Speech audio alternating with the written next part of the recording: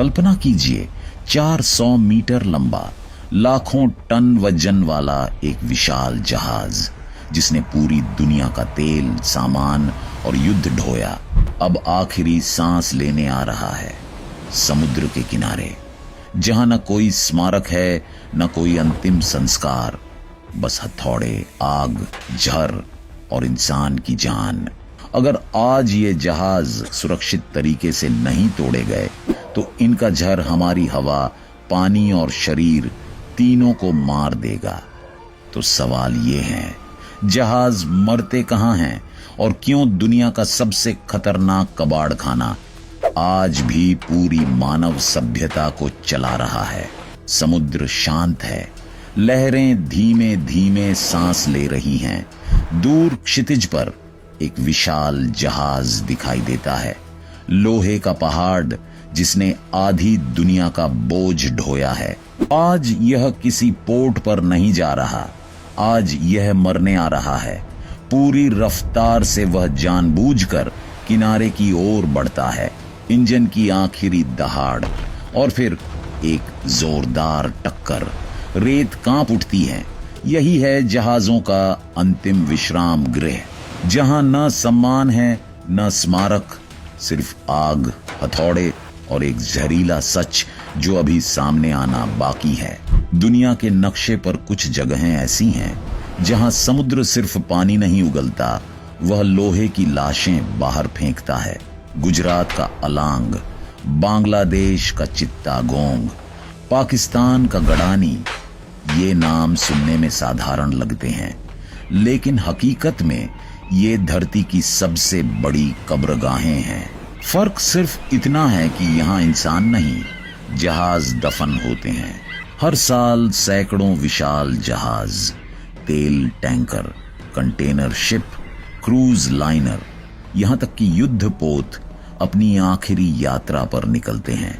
ये जहाज दुनिया के अलग अलग समुद्रों में सालों तक तैरते हैं, अरबों डॉलर का व्यापार ढोते हैं और फिर एक दिन अचानक बेकार घोषित कर दिए जाते हैं। उनका इंजन अभी भी ताकतवर होता है, उनका ढांचा अब भी मजबूत, लेकिन नियम बदल चुके होते हैं। नई तकनीक, नए पर्यावरण कानून और नई लागत, इन सब के बीच पुराने जहाज बोझ बन जाते हैं। तभी उन्हें बेच दिया जाता है कबाड़ के भाव में। और यही कबाड़ अलांग और चित्तागोंग जैसी जगहों की किस्मत बनाता है। यहाँ समुद्र तट किसी प्राकृतिक सुंदरता के लिए नहीं जाने जाते, यहाँ की पहचान है रेत पर अटके हुए सैकड़ों जहाज जो दूर से किसी लोहे के जंगल जैसे दिखते हैं। ज्वार के समय ये दानव किनारे पर चढ़ते हैं और भाटे के साथ उनकी जिंदगी रुक जाती है। यहीं से शुरू होती है उनकी असली कहानी, एक ऐसी प्रक्रिया जो दुनिया को स्टील देती है लेकिन बदले में कुछ और छीन लेती है। और वही कुछ अभी तक पूरी तरह उजागर नहीं हुआ है। यह टक्कर कोई दुर्घटना नहीं होती, यह एक सोची समझी कानूनी और आर्थिक मौत होती है। जब कोई जहाज अपनी उम्र पूरी कर लेता है तो वह समुद्र में बेकार नहीं हो जाता, वह बस महंगा हो जाता है। पुराने जहाजों की मरम्मत, नए पर्यावरण नियमों का पालन और सुरक्षा अपग्रेड, इन सब की लागत इतनी बढ़ जाती है कि मालिकों के लिए उन्हें चलाना घाटे का सौदा बन जाता है। ऐसे में सबसे आसान रास्ता होता है उसे बेच देना। लेकिन बेचने का मतलब स्क्रैप में बेचना, और स्क्रैप का सबसे बड़ा बाजार अलांग और चित्तागोंग। यहाँ एक अजीब सी रस्म निभाई जाती है जिसे बीचिंग कहा जाता है। जहाज को ऊंचे ज्वार का इंतजार कराया जाता है, फिर कप्तान आखिरी बार इंजन को पूरी ताकत से चलाता है और जानबूझकर जहाज को समुद्र तट पर चढ़ा देता है। कोई ब्रेक नहीं, कोई मोड़ नहीं, सिर्फ सीधी टक्कर। टक्कर के बाद जहाज जिंदा रहता है लेकिन चल नहीं सकता, वह फंस चुका होता है जैसे कोई विशाल जानवर दलदल में। यहीं से उसकी कीमत तय होती है। एक सुपर टैंकर अपने भीतर 30 से 40 हजार टन स्टील छुपाए होता है। यही स्टील आगे चलकर इमारतों, पुलों, रेल की पटरियों और मशीनों में बदलता है। दुनिया की सस्ती धातु इसी किनारे से निकलती हैं, लेकिन इस हिसाब किताब में एक चीज शामिल नहीं होती, जहाज के भीतर छुपा जहर, तेल की परतें, जहरीली गैसें और ऐसे पदार्थ जो सिर्फ जहाज को नहीं, इंसान को भी धीरे धीरे तोड़ देते हैं। और इसी जहर के बीच अगला अध्याय शुरू होता है, जहां विज्ञान, आग और इंसानी शरीर आमने सामने होते हैं। जहाज के रुकते ही उसकी असली लड़ाई शुरू होती है। अब वह समुद्र का नहीं, जमीन का शिकार है। सबसे पहले जहाज के भीतर जमा तरल निकाले जाते हैं, तेल, ग्रीस, गंदा पानी। लेकिन यह प्रक्रिया किताबों जैसी साफ नहीं होती। कई बार टैंकों में अब भी ज्वलनशील गैसें भरी रहती हैं। कोई सेंसर नहीं, कोई अलार्म नहीं, बस अनुभव और किस्मत। एक छोटी सी चिंगारी और पूरा हिस्सा आग का गोला बन सकता है। फिर आता है कटिंग। गैस कटर से स्टील की मोटी प्लेटें काटी जाती हैं। तापमान हजारों डिग्री तक पहुंच जाता है। यह कोई मशीन नियंत्रित फैक्ट्री नहीं, यह खुला समुद्र तट है, जहां हवा, रेत और आग सब एक साथ काम करते हैं। हर कट के साथ जहाज थोड़ा थोड़ा मरता है।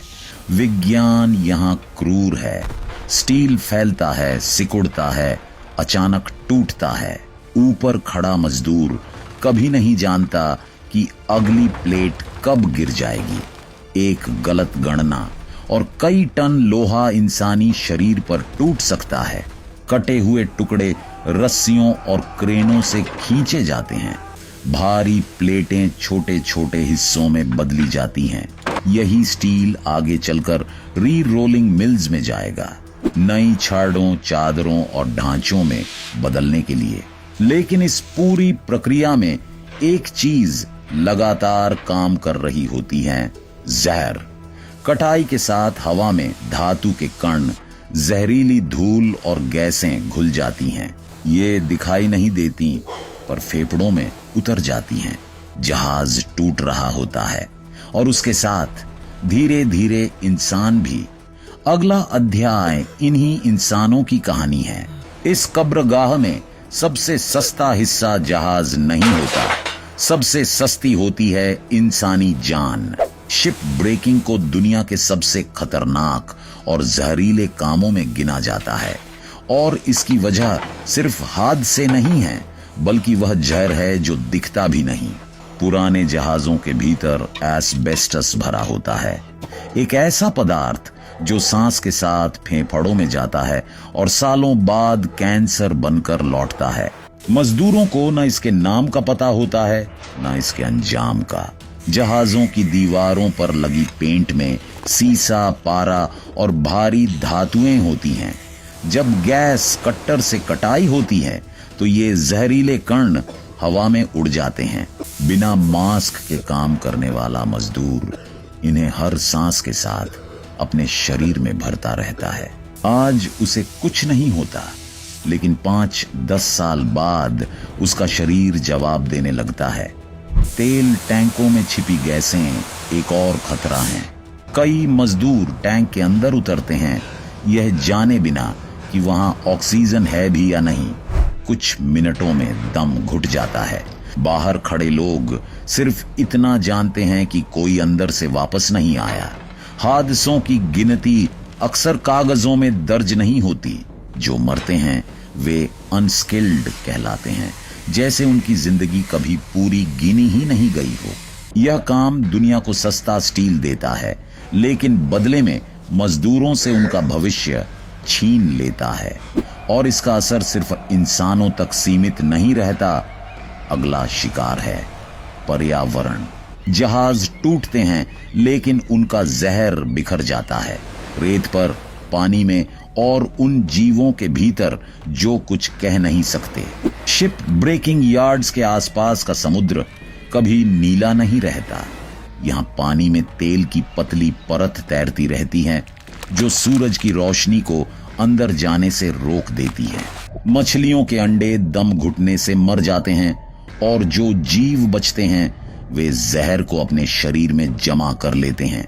यही मछलियां आगे चलकर इंसानों की थाली तक पहुंचती हैं। जहाजों से निकलने वाली भारी धातुएं, सीसा, कैडमियम, पारा धीरे धीरे समुद्र की तलहटी में बैठ जाती हैं। वैज्ञानिक इसे बायो एक्यूमुलेशन कहते हैं। जहर पहले छोटे जीवों में जाता है, फिर बड़ी मछलियों में और अंत में इंसान में। असर तुरंत नहीं दिखता, लेकिन सालों बाद बीमारी बनकर उभरता है। तट के पास की जमीन भी बदल जाती है। कभी उपजाऊ रही मिट्टी बंजर होने लगती है। भूजल में तेल और धातुओं के कण घुल जाते हैं। स्थानीय लोगों के लिए साफ पानी एक दुर्लभ चीज बन जाता है, जबकि समस्या की जड़ बस कुछ 100 मीटर दूर होती है। विडंबना यह है कि यह सब विकास के नाम पर होता है। सस्ता स्टील, तेज निर्माण और तेज मुनाफा, इन सब की कीमत पर्यावरण चुकाता है। जहाज मर चुके होते हैं, लेकिन उनका असर जिंदा रहता है लंबे समय तक। और सबसे बड़ा सवाल अब उभरता है, अगर यह सब इतना साफ दिखता है तो दुनिया अब तक चुप क्यों है? हर सुबह सूरज निकलने से पहले मजदूर समुद्र तट की ओर चल पड़ते हैं। उनके लिए यह नौकरी नहीं, जरूरत है। ज्यादातर मजदूर दूर दराज के गांवों से आए होते हैं। कोई सूखे से भागा है, कोई कर्ज से, कोई भूख से। यहां काम मिलना आसान है, बस शरीर चाहिए, सवाल नहीं। सुरक्षा उपकरण अक्सर नाम मात्र के होते हैं। हेलमेट, दस्ताने, मास्क, ये सब पोस्टरों में ज्यादा दिखते हैं, जमीन पर कम। कई मजदूर जानते हैं कि यह काम उन्हें मार सकता है, लेकिन उन्हें यह नहीं पता कि कैसे। कोई खांसी को थकान समझता है, कोई सीने के दर्द को उम्र का असर। जब बीमारी साफ दिखने लगती है, तब तक बहुत देर हो चुकी होती है। इलाज महंगा है और काम छोड़ने का मतलब घर लौटकर खाली हाथ जाना। स्थानीय समुदाय भी इस जहर के साथ जीना सीख लेते हैं। बच्चों के खेलने की जगह वही समुद्र तट है, जहां तेल और धातुओं की परत जमी रहती है।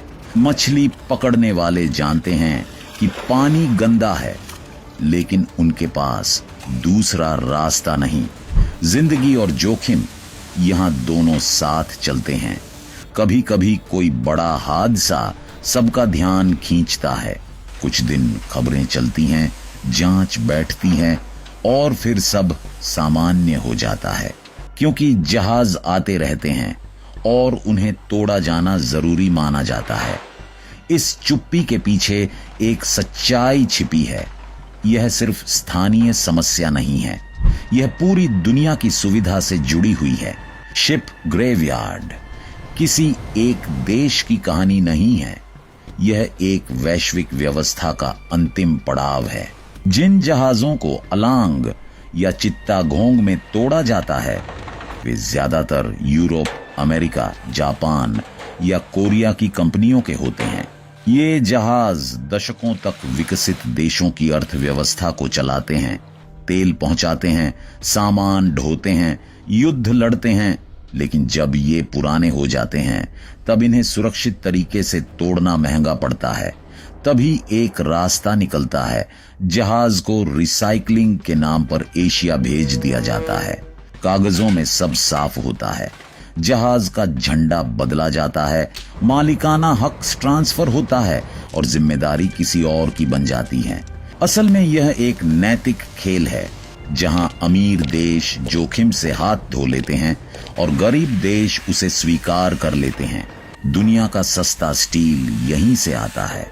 पुल, मेट्रो, ऊंची इमारतें, इन सब की नींव में वही लोहा होता है जो कभी समुद्र में तैरता था।